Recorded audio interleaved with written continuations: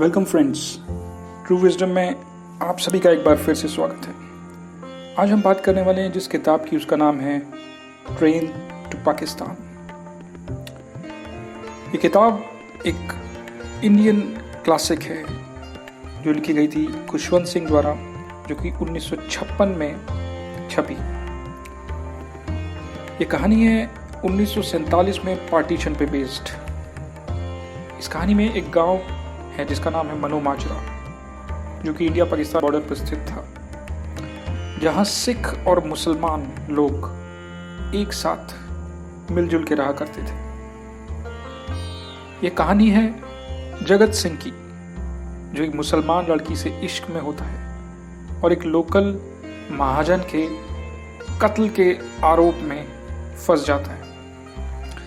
ये कहानी दर्शाती है उस समय की स्थिति को, जब पार्टीशन के बाद गांव एक बैटलफील्ड में तब्दील हो गए थे और पुलिस और प्रशासन कुछ नहीं कर पाते। ऐसी स्थिति में जगत सिंह कैसे अपने आप को समर्पित कर देता है गांव में शांति बहाल करने के लिए। तो आइए शुरू करते हैं ट्रेन टू पाकिस्तान। ये बात है 1947 की गर्मियों की। बारिश न होने के कारण सूखा पड़ा था और ऐसा लग रहा था कि भगवान किसी बात की सजा दे रहे हो। पार्टीशन के ठीक बाद दोनों ही तरफ दंगे भड़क चुके थे। हिंदुओं और मुसलमानों के बीच असंतोष था और दोनों ही एक दूसरे पर जुल्म कर रहे थे, जबकि दोनों ही समुदाय के लोग मारे जा रहे थे।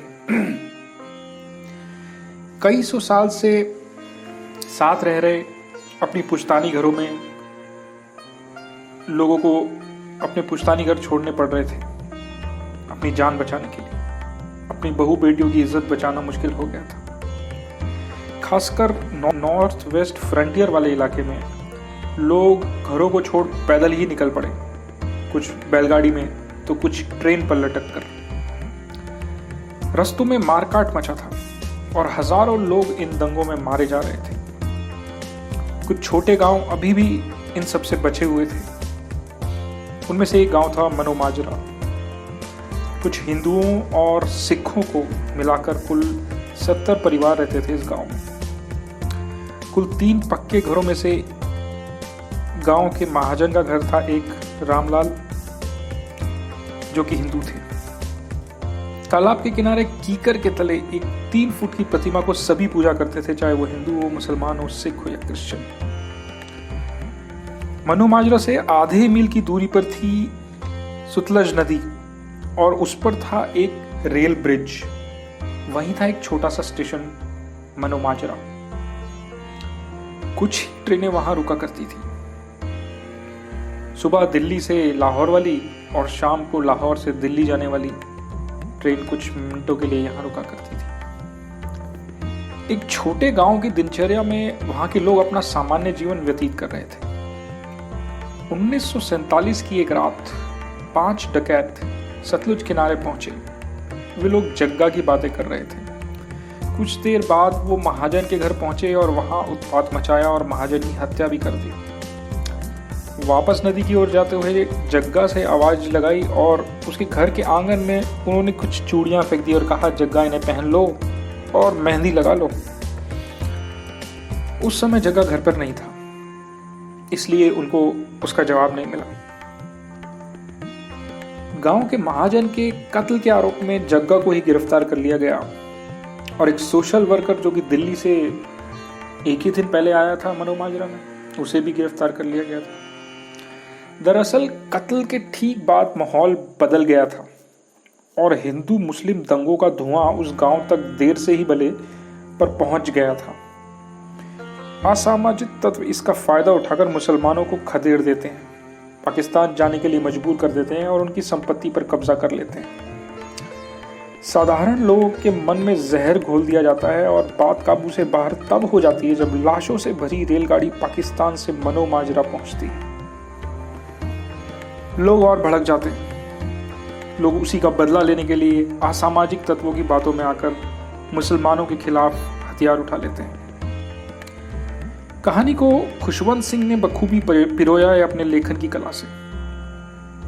अंत में वही जग्गा, जो कि गांव का बदमाश कहलाता था, पाकिस्तान जाती ट्रेन को उसमें मुसलमान मुसाफिरों को बचा पाता है।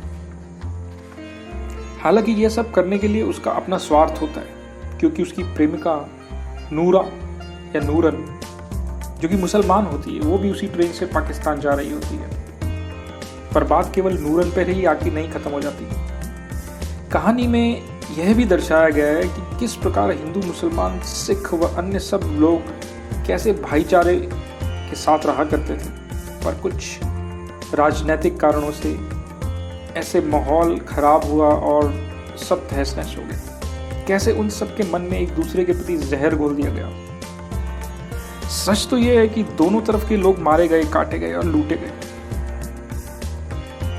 ट्रेन टू पाकिस्तान एक क्लासिक नॉवल है जो 1956 में लिखी गई थी। खुशवंत सिंह के लेखन में यही एक खास बात है कि आप पढ़ते पढ़ते उसे सीन में उतर जाते हैं, उसी सीन में उतर जाते हैं और उसी को जी आते हैं।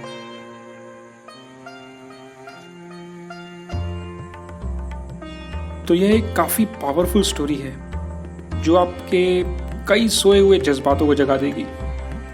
और खुशवंत सिंह का लेखन तो बेजोड़ है ही। एक बार उठा लेने के बाद ये किताब खत्म होने पर ही वापस शेल्फ में रखी जाएगी, यह मेरा खुद का अनुभव है। तो मैं रिकमेंड करूँगा कि आप ज़रूर पढ़ें, क्योंकि ये सिर्फ एक समरी थी, पढ़ने का आनंद ही कुछ और आएगा। तो वीडियो अच्छा लगा हो तो सब्सक्राइब ज़रूर करें और बेल आइकन ज़रूर दबाएं, ताकि मेरे लेटेस्ट वीडियोस आपके मेल बॉक्स में तुरंत पहुँचें। धन्यवाद।